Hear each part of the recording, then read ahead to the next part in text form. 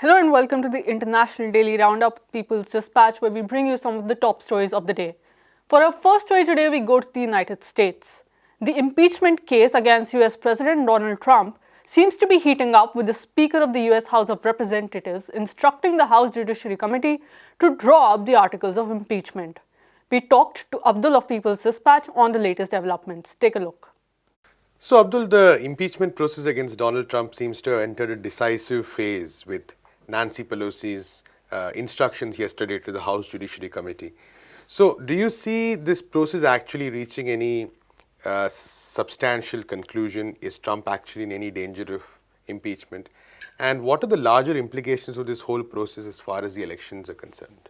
Okay, there are two parts of your question. The first part is, of course, there will be impeachment.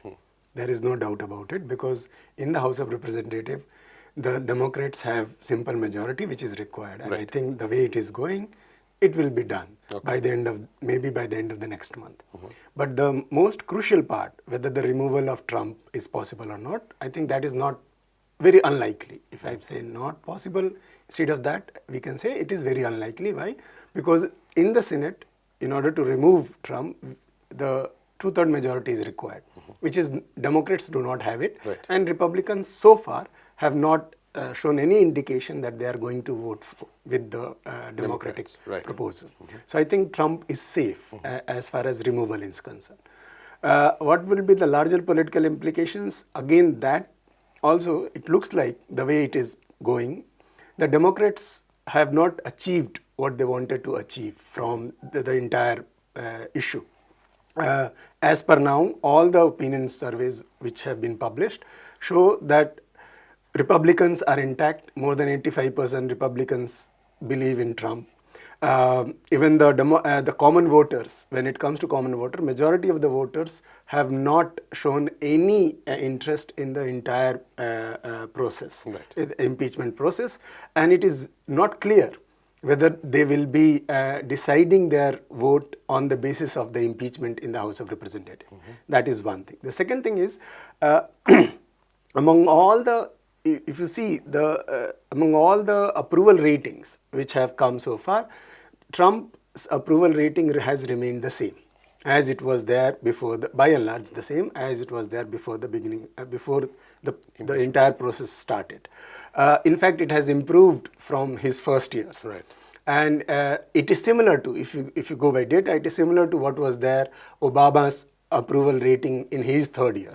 So by and large, Trump looks, when it comes to public opinion, larger political implications, it looks like Trump is quite safe. So Democrats have failed in their narrative to make this about the one major issue which can lead to the deposition of Trump. I think most of the common voters hardly care whether Ukraine has interfered or there is a quid pro quo. Even if they believe, it hardly makes any difference to their life. There are larger issues which Democrats have failed to raise. For example, the treatment of the different migrant communities within the country, which have been traditional voters for the Democrats.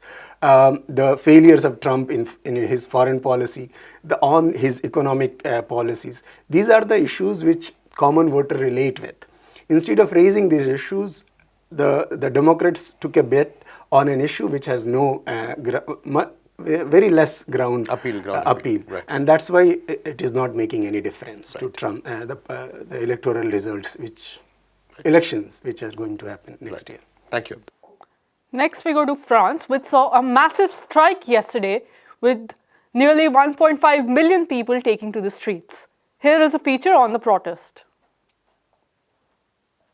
Around 1.5 million workers across France took part in a national strike on December 5th. The workers were on the streets against French President Emmanuel Macron's regressive pension reforms. Demonstrations were organized in around 250 places across the country. The call for the strike was given by around 30 unions, including the General Confederation of Labour, Workers' Force, Solidaire, FSU, FIDL, MNL, UNL, etc. In Paris alone, 100,000 people took part in a march. Massive mobilizations were also held in Bordeaux, Lyon, Marseille, and Nantes. The protesters were repressed by the police, who used tear gas and water cannons against them. In many places, groups of Yellow Vest protesters also joined the mobilizations. Emmanuel Macron plans to introduce a universal points-based pension system to replace the current 42 different systems across sectors with different kinds of benefits. According to the new proposal, from the year 2025, workers will have to toil till the age of 64 to avail of all the pension benefits. The current retirement age is 62. In the new system, the contributions of employees will be graded as points, which will then be used to calculate the pension amounts in euros. As of now, each point has not been given a specific valuation, as it is subject to fluctuations in the economy.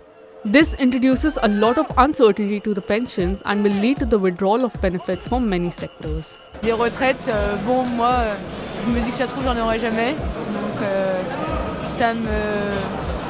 Voilà, c'est plus pour les gens qui vont l'avoir bientôt que je manifeste. Et c'est surtout que je suis désespérée en fait tous les matins.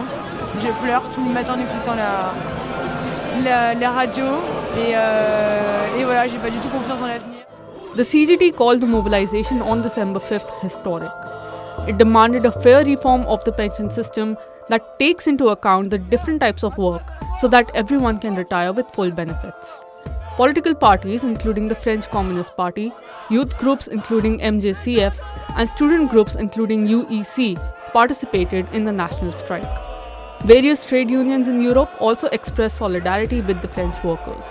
On est en train de tout détruire. C'est pour ça que je suis là.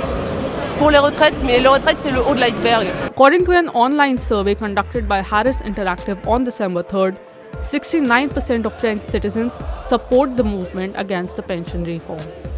French workers have been continuously protesting Macron's proposals. Huge protests were held on September 13th and September 24th against the so-called reform. Recently, on December 2nd, French firefighters had set up camps at the Place de la République in Paris against the reforms. Finally, in West Papua, a relentless crackdown has been going on since December 1st, which is celebrated as Papuan Independence Day. Over 110 Papuans have been arrested by Indonesian authorities so far. According to exiled human rights advocate Veronica Koman, most of the arrests were made from Fakfak and the provincial capital of Jayapura. The police have charged at least 20 of those arrested with treason, which carries a life sentence. Papuans have historically commemorated December 1st as Independence Day to memorialize the beginning of the Free Papuan movement in the early 1960s. In recent times, there has been an increase in racial attacks against the people of West Papua, as well as arrests of activists who have protested this violence. The Indonesian government has also further militarized the region and shut down communications. Over 10,000 people have been displaced in the past few months.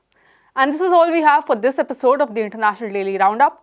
For more such stories and videos, visit our website peoplesdispatch.org, subscribe to our YouTube channel, and follow us on Facebook, Twitter, and Instagram. Thank you for watching. De pie cantar que vamos a triunfar.